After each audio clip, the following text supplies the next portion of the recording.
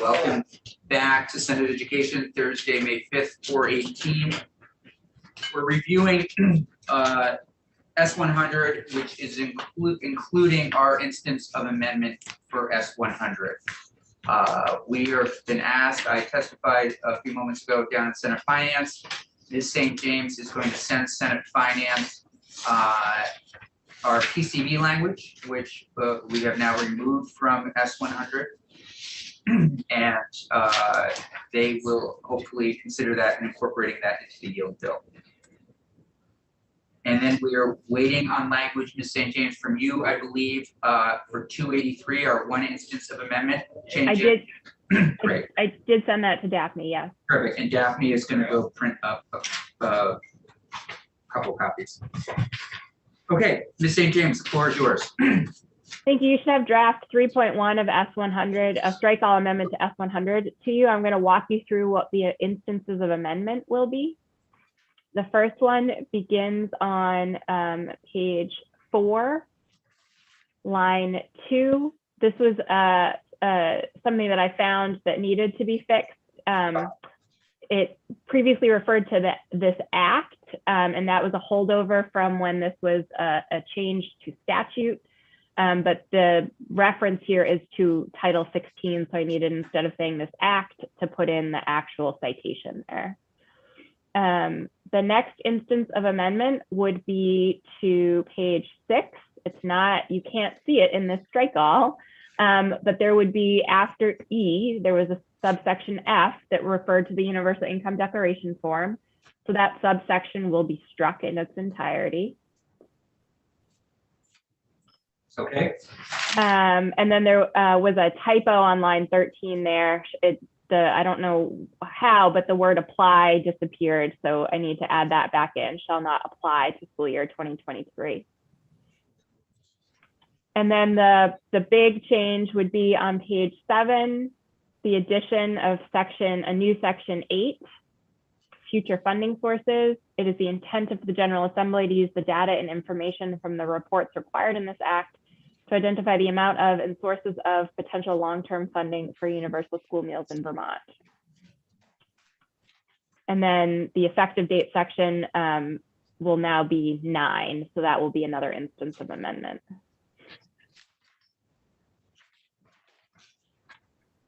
Thank you, Ms. St. James. So committee, this will look a little different because it will be an instance of amendment. But this is the language that you will see, that I will walk everyone through tomorrow. And Ms. St. James, you'll provide me again with that section by section of the House changes, as well as our instance of amendment. Yes, as soon as I'm done here, I will finish that instance of amendment. Committee, draft 3.1 of S100. I am looking for a motion to move this instance of amendment. So moved by Senator Hooker, draft 3.1, which will be turned into an instance of amendment. Questions, discussion. We'll lead the vote over to Senator Hooker. Seeing none, Senator Lyons, thank you. Mr. Clerk, would you mind calling the roll? Senator Chittenden. Yes. Senator Hooker. Yes. Senator Lyons. Wait, Senator Persick votes yes. Senator Terenzini. Yes, with explanation, please. Senator Campion. Yes. Senator Terenzini. So, thank you, Senator Campion. This bill certainly, since even last year, has given me great concern. The reason I'm voting yes in committee now is because it's a 1-year plan versus 4. We currently have the money to support it for 1 year. And now that the bill calls for identifying funding sources after we've rolled out the program, we can identify if we truly can afford it as a state or not. And how are we going to pay for it? Hopefully through sports betting revenues and so on. I also recently learned that some folks from different chambers of commerces may actually support the concept as well. And so I respect heavily folks who work in the chamber in that industry, and they understand the economics of our state. And so right now I'm supporting it with a lot of concerns, but I hope the next, as I'm not returning, I hope the next legislative body does right by it and finds the funding source, and it doesn't raise taxes. So Thank you for that, Senator Terenzini. Senator Chin, did you also want to explain your vote?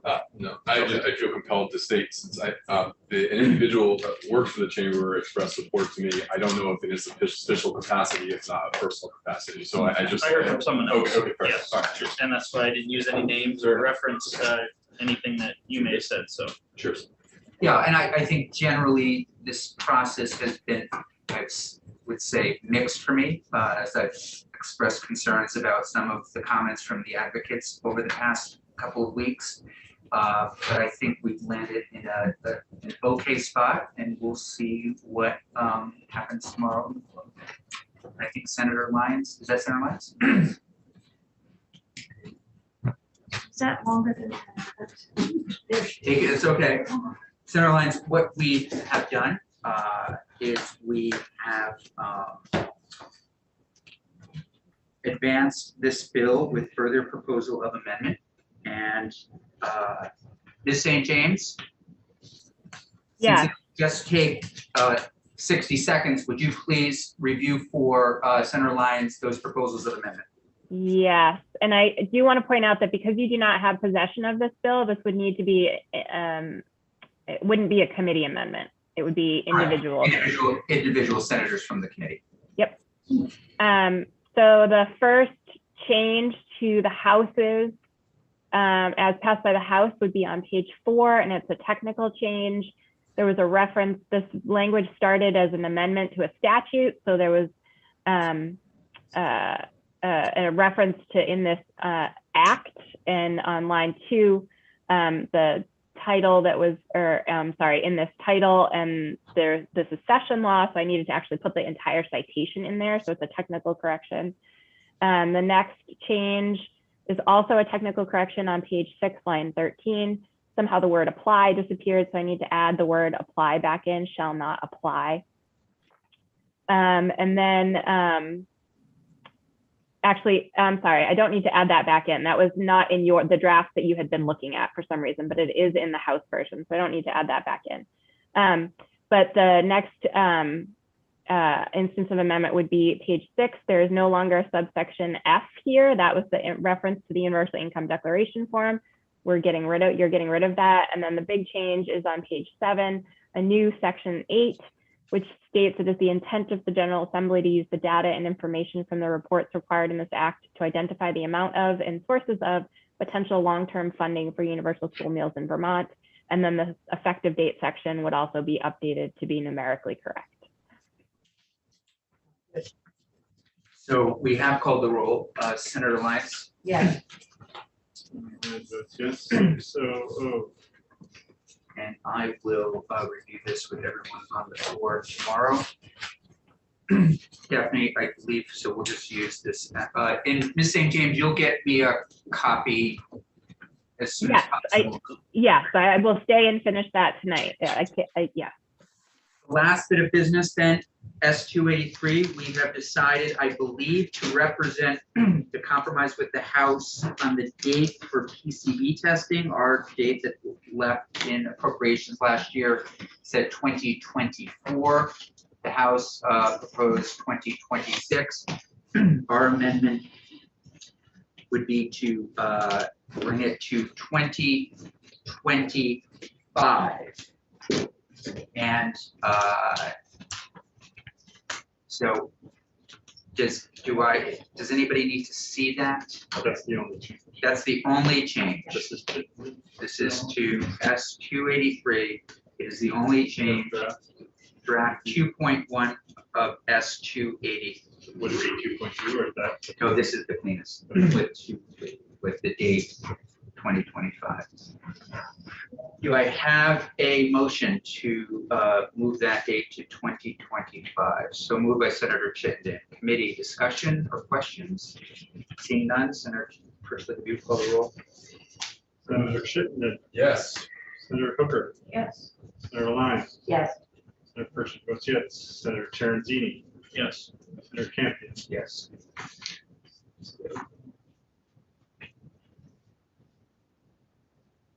I think, The recorder changes. You